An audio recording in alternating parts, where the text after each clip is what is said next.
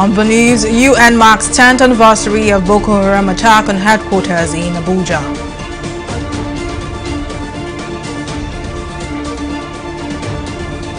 Nigeria's economy records 5% growth in second quarter of 2021. And explosion rocks Kabul.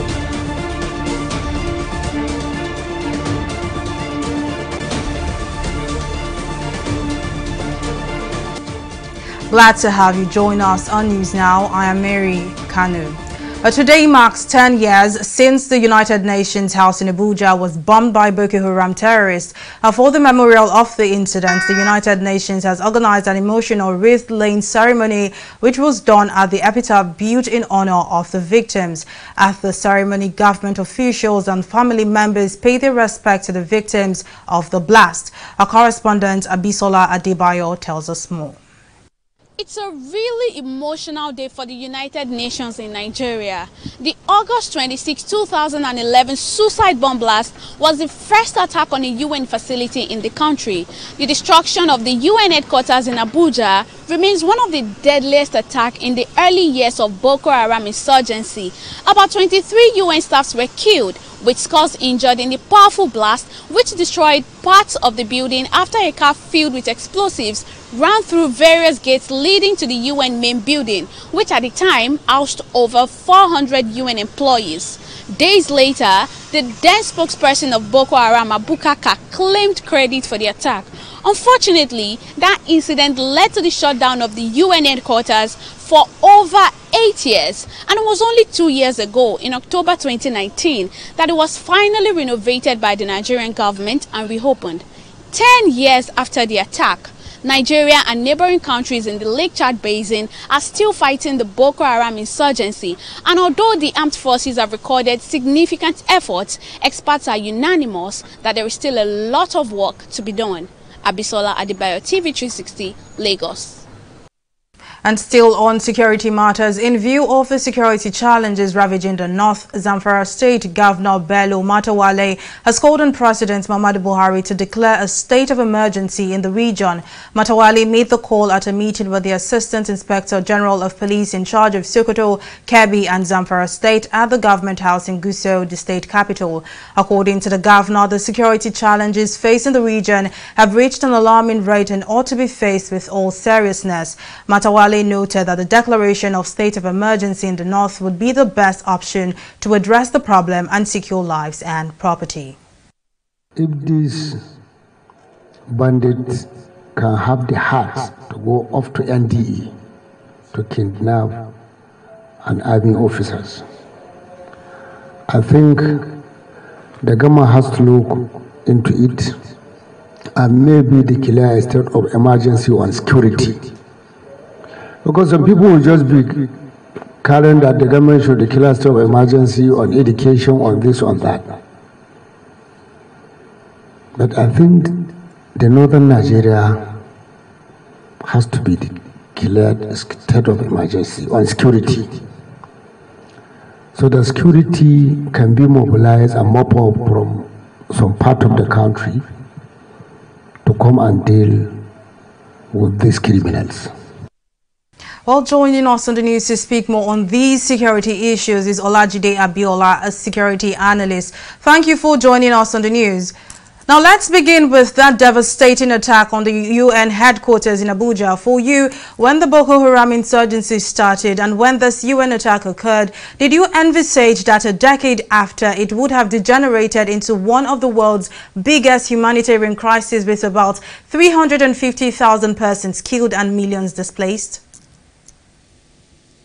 Well, it was not that expected, but going by the nature of terrorism and how they usually metamorphose over time, it is also not unexpected to have the kind of wreckage, destructions, and loss of lives that has trailed the activities of the terrorists and that has even morphed into armed banditry and what you know today as killer X-Men.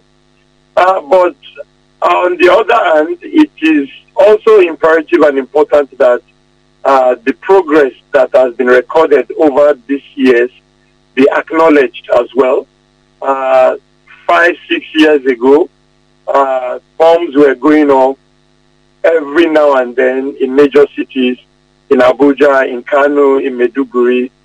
This has completely become a thing of the past, at least over the last 3 years. During major festivities, bombs no longer tick off in these major cities as they were in the past. Because this is an ideological thing, and it is usually very difficult to tackle with just firepower alone. It requires sociocultural strategies and political will and other soft strategies required to eventually win the war. Because at the end of the day, it is an ideological defeat that will bring an end to the terrorism and also the insurgency. As for the banditry that has actually bedeviled the Northwest, which has warranted the governor and the AIG to demand for a state of emergency. Let's not forget the fact that the governor is the chief executive officer of the state, and he has intelligence reports with regards to activities from the communities, most of which are tucked in the hinterland of the state. So I think it is an expected call, and I think it is one the federal government, led by President Muhammadu Buhari, should look into, should consider. But overall, since the time the UN building was bombed and to date, the country and the Nigerian armed forces has actually recorded significant progress in pushing back on the exploits and the destructions of lives and properties by the terrorists. All right. Like you rightly said, over the years, insecurity has taken different forms. We are now dealing with banditry coupled with insurgency. Now, to the comment made by Zamfara State Governor, do you think that declaring a state of emergency is the solution? It's just one part of the solution. It is one part of the holistic and overall framework. And like I said, you know, firepower alone is not enough or adequate to actually defeat this thing. We are talking about economic issues involved. We are talking about education. When you look at most of those who are at the center of this banditry, this insecurity, your major operators and culprits are largely unemployed, uneducated fellows who have unrestricted access to some of the natural resources within the region, which is one of the ways they actually get resources to fund their operations. I mean, it is a no-brainer. Zamfara and the Northwest boast of one of the largest deposits of commercially viable mineral resources in the region. And much of the mining activities there are not adequately, properly supervised by the relevant government agencies. So the state government and the federal government do not even know who the miners are, the operators of the mining, and all of that. So a state of emergency might be required to enable the law enforcement to restore or bring some semblance of order and sanity that will enable them tackle these issues in a more surgical way. And this does not mean that the government of the state of emergency does not mean the suspension or the removal of the governor as it was obtained in the past.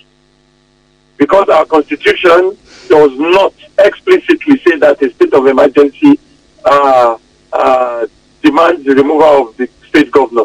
So it is part of the larger framework necessary to tackle this issue, because it will involve declaration of curfew, restriction of movements to certain areas, and introduce certain effective administration over those troubled areas. Well, I'm afraid, Mr. Olajide Abiola, that's how much we can take on the news. Well, security analyst Olajide, thank you very much for your time. Thank you for joining us on the news.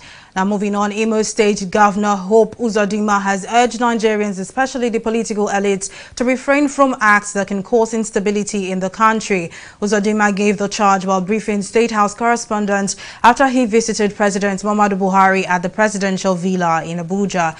The governor also disclosed that relative calm has been restored in Imo State as he called for more cooperation to stem the tide of criminality in the state.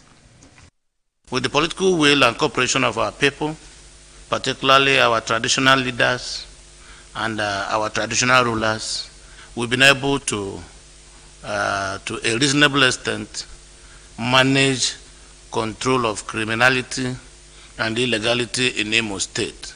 I'm almost certain that if all of us agree today that unknown gunmen and bandits must stop, they will stop. But somehow, some people tacitly otherwise are still allowing and encouraging these criminals to harass and intimidate innocent citizens. I think I will call on all of us as leaders, as Nigerians, to protect the sanctity of our nation. Uzodinma also revealed that although he has not signed any anti-grazing law in Imo State, his government is working to regulate grazing activities for the mutual benefit of both farmers and herders. He also gave updates on ecological issues discussed with the president. Last time I spoke with you, I did tell you that, Mr. President, part of my request to him was to intervene on some ecological issues in the state. To the glory of God, Mr. President graciously approved.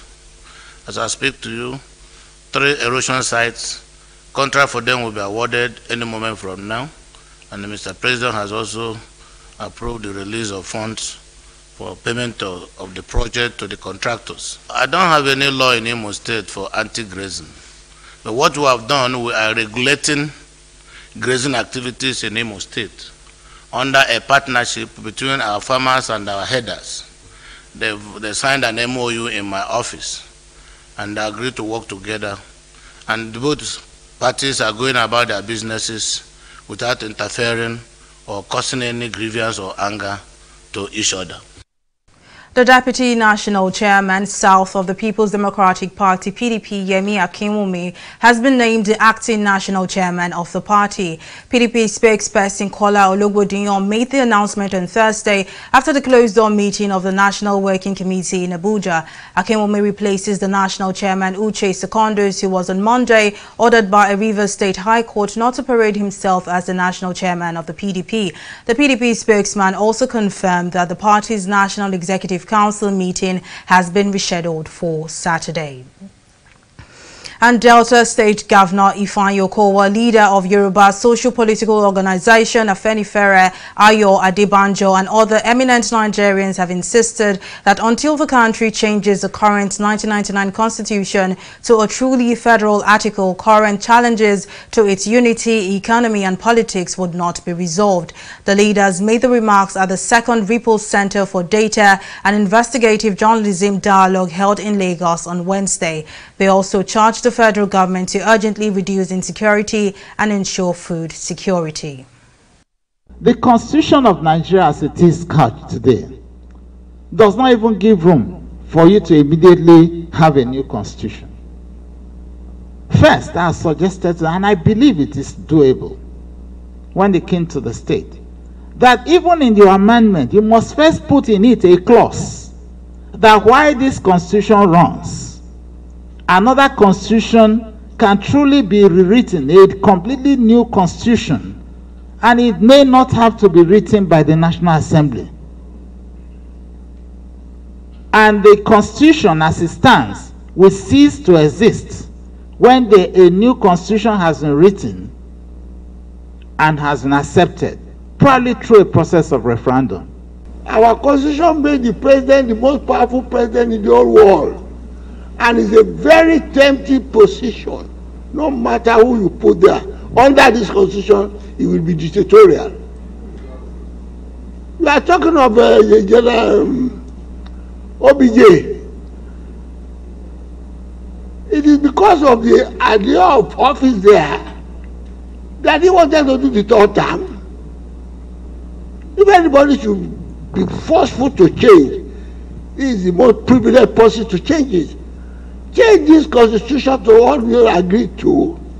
The necessary atmosphere will be created. Then you can be talking about your program, economic, social, and everything. Whistleblowing has been identified as a tool to fight corrupt practices and ensure transparency in government. Sadly, Nigeria has not recorded much success in the protection of whistleblowers and conviction of corrupt officials in the country. Stakeholders at a training organized for lawyers in whistleblowing say the absence of solid legislative support in Nigeria has so far weakened its prospects to help reduce corruption to the barest minimum.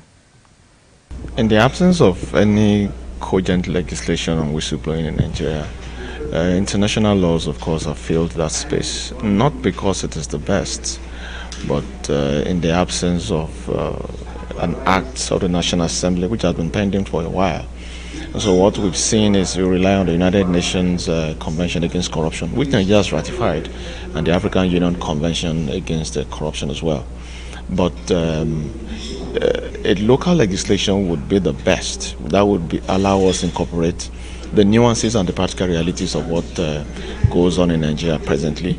But be that as it may, I believe that under the EFCC Act and even some of the anti-corruption, the law section of the anti-corruption agencies, whistleblowing can be harnessed and put to good use against corruption. Well, let's take a break here, but still to come, Nigeria wins first gold at Tokyo Paralympics. Details of that and more after this break.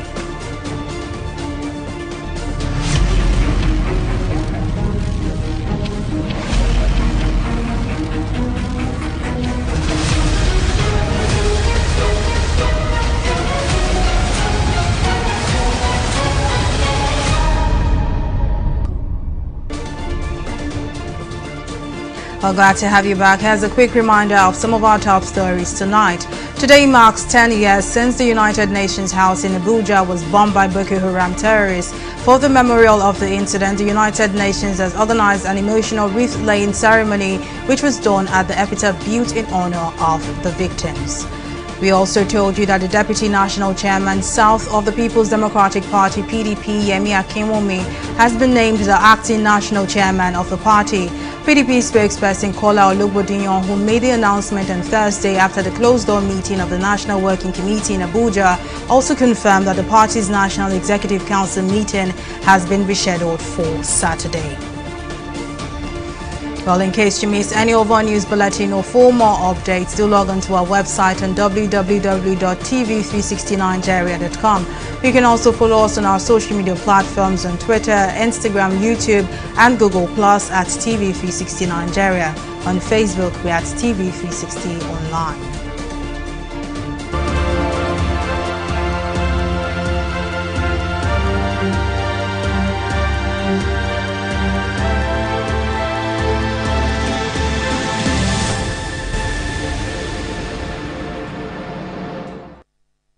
As Nigerian authorities battle the third wave of the COVID-19 pandemic, 7 more people have died of complications relating to the disease. The Nigeria Center for Disease Control (NCDC) disclosed this in its latest update of the outbreak on Wednesday, saying 637 new cases were recorded in 18 states and the Federal Capital Territory. Lagos reported the highest cases with 322 infections, followed by Rivers, Edo and Delta states with 70, 54 and 34 infections respectively.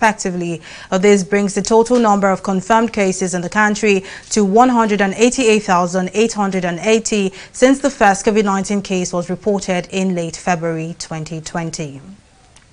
Well, we'll take a break and return with business, international and sports stories. Don't go away.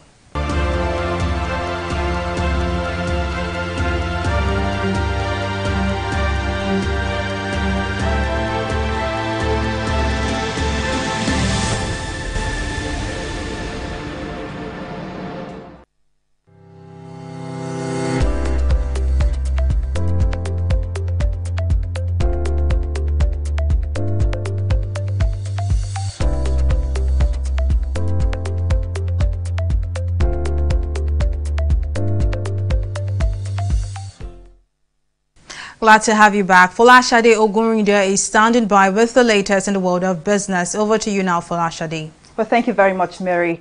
Nigeria's economy grew at a real rate of 5.01% in the second quarter of 2021 from 0.51% recorded in the first quarter of the year. The Gross Domestic Product (GDP) report released on Thursday by the National Bureau of Statistics (NBS) shows that the latest 5.01% GDP growth rate is the highest since the last quarter of 2014. Earlier, I spoke to the CEO of Kari Assets Management Limited, Johnson Chukwu, and I began by asking him how significant the GDP growth is to the nation's economy and what factors led to this growth. Ordinarily, one would have said that it was an impressive growth because moving from a growth rate of 0.51% in the first quarter of this year to a growth of 5.01%. I mean, moving from 0.51% to a growth of 5.01% was quite significant. But the key thing, like you asked, what are the factors that underline that growth? The growth was largely from what you may call base effect, from the fact that the GDP figure in second quarter of last year contracted by 6.1%. So moving from a period where there was almost total lockdown of the economy to a period in the current year where economic activities are resumed. So you are measuring a base that was almost zero with a base that had some economic activities. And that's why we saw such material increase in GDP growth rate, because of the impact on the economy of the contraction we recorded in the second quarter of last year. Now, a closer look at the report shows that some industries in the non-oil sector reversed roles. Some who saw an increase in 2020 declined in the first and second quarters of 2021. What do you make of this? Okay, if you look at the ICT sector, we've seen, like you rightly pointed out, we've seen a consistent decline in the growth rate. And I think it has to do with the policy environment. One part of it could be related to security issues. In the Northeast, I know a lot of their facilities are actually attacked regularly, frequently. And I think that may be also be happening in the Northwest. But beyond that, we also have an environment where some of the policies of the government are constraining expansion of further investment in that sector. We saw the issue of suspension of registration of SIM cards, which led to a reduction in number of active lines. Of course, a reduction in active line will mean that the level of service, the volume of services will decline. So you have to relate with that. I did mention earlier that the trade sector has been in recession for more than 3 years. And what happened in the second quarter of this year, you are comparing trade activities in the second quarter of this year with trade activities in the second quarter of last year. And if you recall, in the second quarter of last year was when the economy was almost on total lockdown. People were not going out. Trade, we are restricted to very essential commodities. And so we saw a very slow growth in the trade sector compared to what we have now. But that was the CEO of Kari Assets Management Limited, Johnson Chukwu, giving an analysis of Nigeria's GDP growth of 5.01% in the second quarter of 2021. Well, we'll take a break here and return with a review of the stock market. Do stay with us.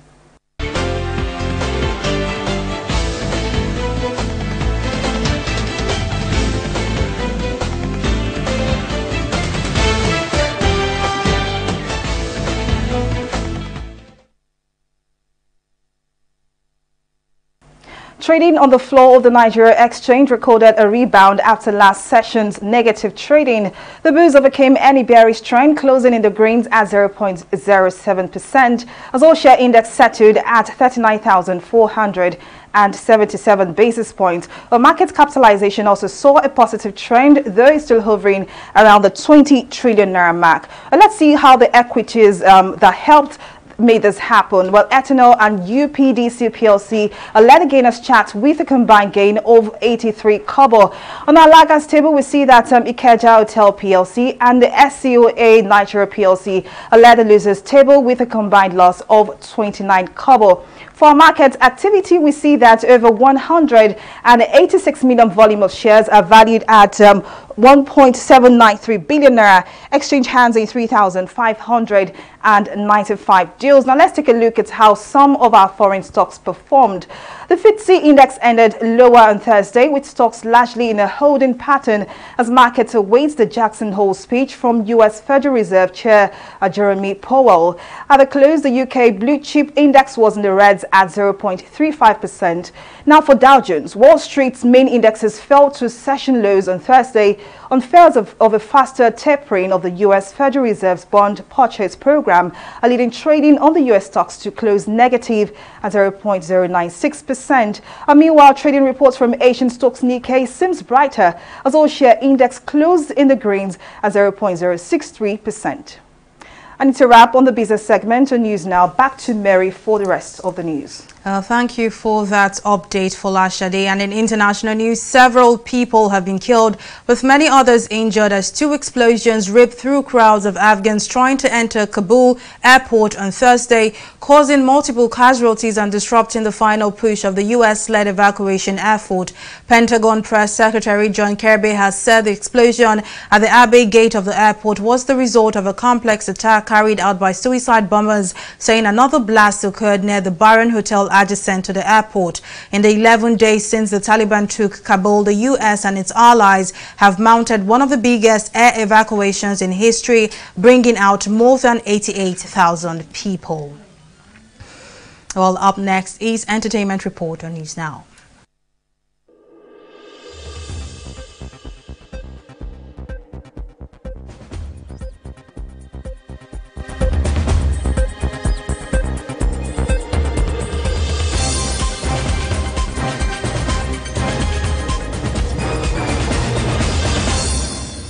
Nigerian singer and songwriter Rika Sani has taken to social media to lament over his relationship status. The music star made his frustration known via his Twitter page and spoke about how scary it is to find someone these days considering what he has been through. He also noted that he has decided to allow God to take charge because his discretion has failed him in the past and almost cost him everything. Much-loved Yoruba comic actor Olaniyi Afonja, popularly known as Sonyeri, has finally reacted after Grammy-winning Nigerian star Wizkid posted his viral meme. In recent times, Sonyeri seems to have taken over Popo and Odunlade Adekola as a king of memes, seen as his face has become a trending topic on social media. In reaction to being recognized by Wizkid, Sonyeri posted a snapshot of Wizkid's post on his page and gave his fans the opportunity to complete his caption with creative replies. And that is all that we have for you on the entertainment segment of News Now.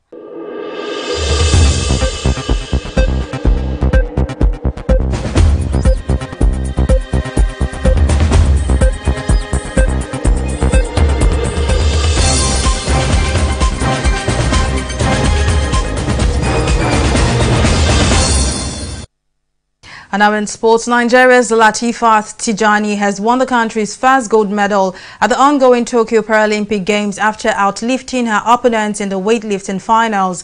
Latifat won the gold on Thursday in women's 45 kilograms powerlifting after she defeated China's Zekui to lift 107 kilograms. The Nigerian powerlifter was a gold medalist at the Brazzaville 2015 Africa Games and a silver medalist at the Rio 2016 Paralympics. Well, joining us now on the news to talk more on the performance of the athletes at the ongoing Paralympics is sports analyst Jide Olaniran. Well, thank you for joining us on the news, Mr. Jide.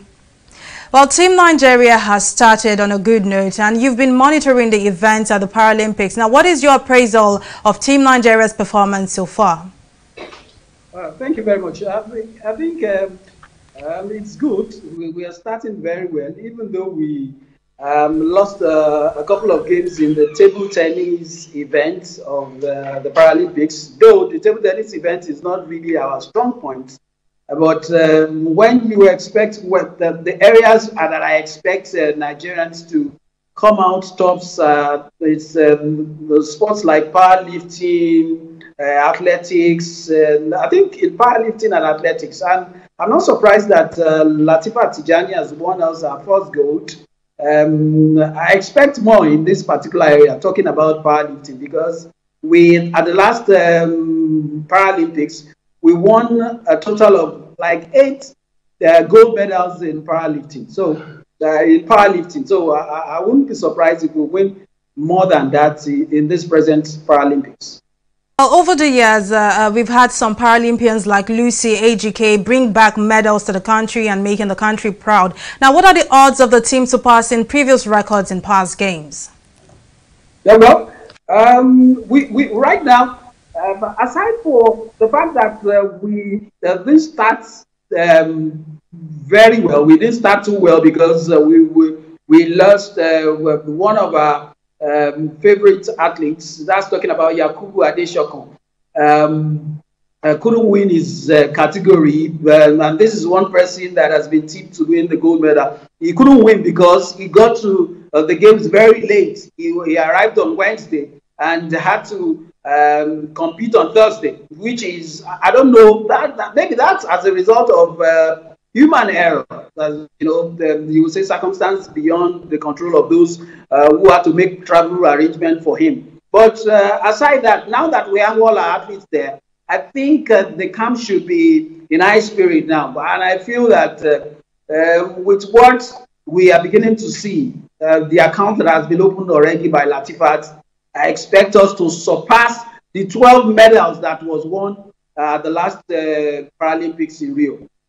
Sports analyst Jide Olaniran, thank you for joining us on the news. Well, that's all on our bulletin at this time. Many thanks for watching. I'm Mary Kanu. Bye for now.